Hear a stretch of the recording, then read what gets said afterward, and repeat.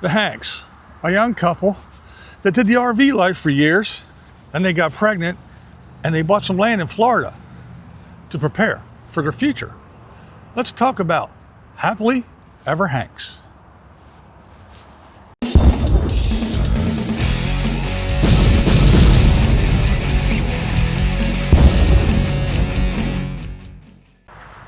So, happily ever Hanks. For you people that don't know who these folks are, I'll give you a real quick rundown. The Reader's Digest version, if you will. So, this is a young couple that were ER nurses. They met, fell in love. You know, the whole thing, they EMTs, travel nurses, all that. But they decided they were going to go do the full-time RV life, and they did.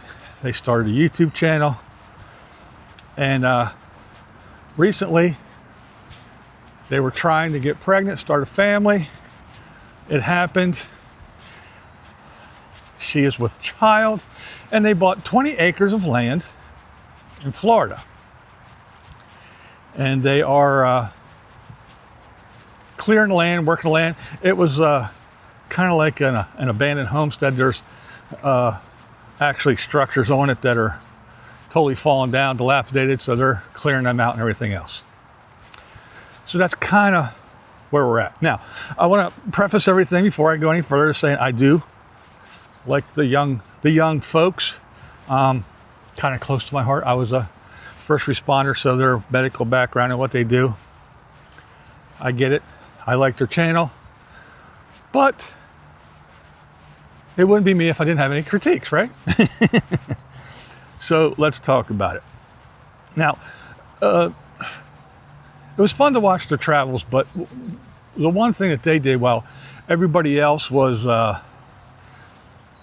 you know, worried about making reservations and making sure they had travel plans, they flew by the seat of their pants.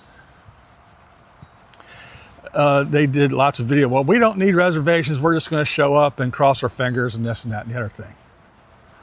Well, that kind of stuff is fine when you're a young couple and it's just you two. But now you have a child on the way, so you kind of want to stay away from that flying by the seat of your pants and we'll just figure out as we go kind of thing. Now, I get it, being part of the medical community and stuff, even firefighter, you go through a lot of training, so you have different options, different ways to do things, different avenues to get to the same conclusion, if you will, the same result.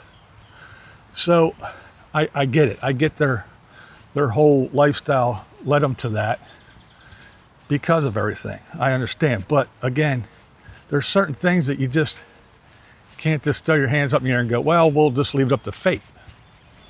Their other thing was they tried to do things, fix things themselves, which, again, you go to the University of YouTube, you watch a couple videos, and ta-da, you're an expert, right? And that's kind of what they did with a lot of things, which some things worked, but other things, it wound up costing them lots and lots of money in the end, because they had to take it to a real repair shop where the bills were astronomical. And that's another thing with this couple. They're not afraid to spend money. They seem to have a lot. They've even done videos where they say, you know, hey, are you guys rich? And they answer that question because a lot of people think so. You know, they have, you know, a very expensive truck. They have a big fifth wheel and the whole nine. So what they have is not cheap. And then now they just went out and bought 20 acres in Florida, and they're buying skid steers and chainsaws and attachments for the skid steers and every little piece of equipment and tool that they need. They're just going and buying. So yeah, spending money, they're not afraid to do that at all. Now again, I applaud them for trying to you know, do things yourself, but again, you have to know your capabilities and know your limitations, because again, Do you want to spend a bunch of money on parts and running back and forth to try to fix something and then having to pay somebody an additional $10,000-$20,000 later to get it all fixed the correct way when you should have just went the first time? So it's that kind of thinking that they still hang on to. Now that they're on this land, they kind of, I don't want to say they're on a time crunch, but they're on a time crunch.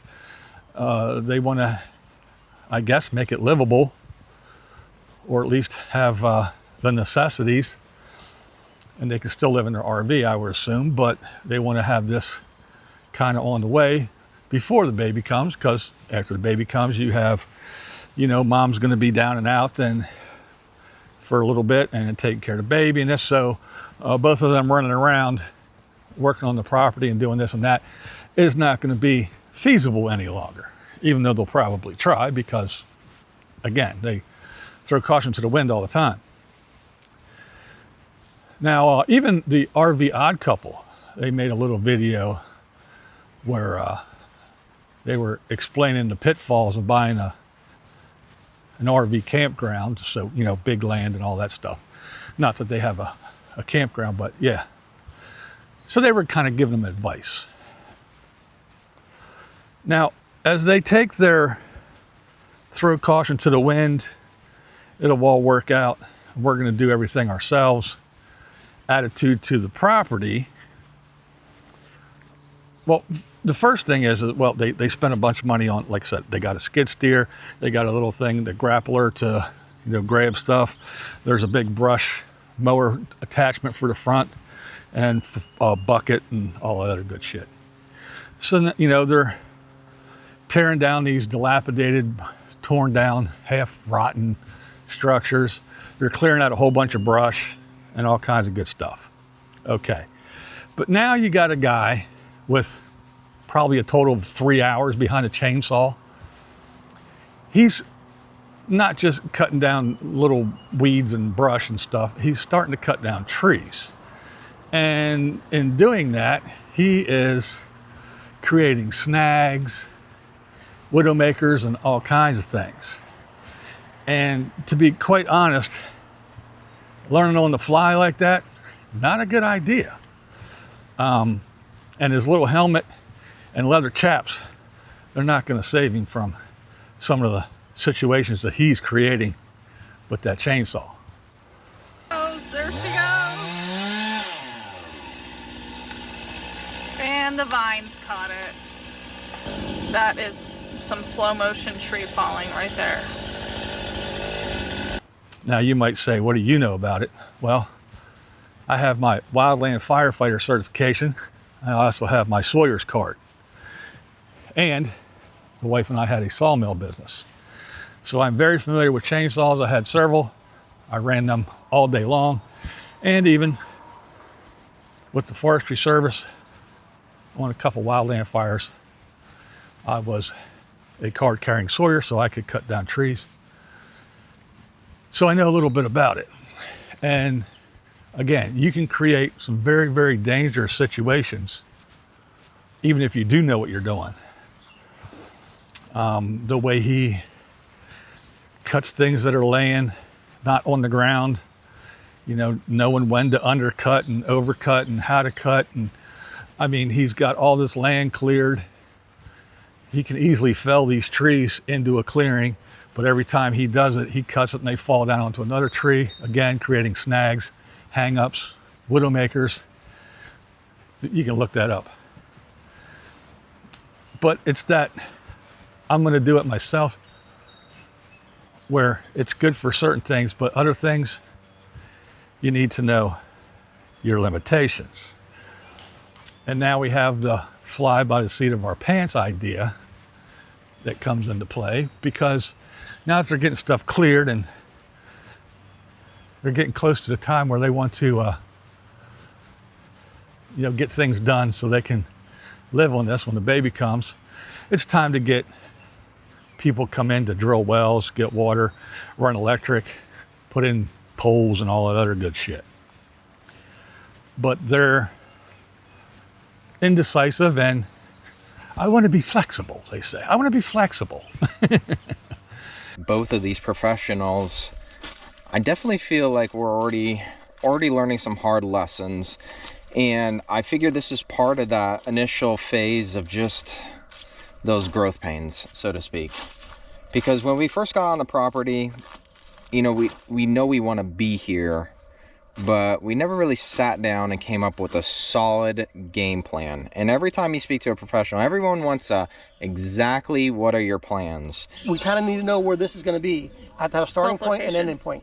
And don't get me wrong, I love that idea, but sometimes I'm a little bit more flexible. I like remaining flexible and being able to change gears as we go along. So you call a guy out to figure out where you want water, and you're like, somewhere over there. Where do you want the electric? How do you want it run? Above ground, underground? This is how much it costs for this many, for 200 feet or whatever. After that, it costs this much, yada, yada, yada. So these professional people come in, and you're like, well, I want to be able to be flexible. So if I say right over here now, but you come back in a month and I want it over there, and I just want to be able to do that. Well, these people, they come in and you want a price, don't you? Well, they need to know exactly what the hell you want, where you want it, so they know what they're doing, so they can give you a price. And then the other thing is a lot of times it's a boss man, a foreman or somebody that comes out, does the estimate, sets up the appointment, and then they send a crew out with all the information, the plans, the schematics, the whatever. Say, this is what you're doing. So now you got a crew that was never there. This is their first time on your property, first time meeting you, and you're going, well, we changed our mind. We want it over here, and we want this, and we want that. And then you wonder why it's going to take another month, because now the crew's got to pack up, go back to the shop, explain to the boss what you want now. So this is not the way to do things.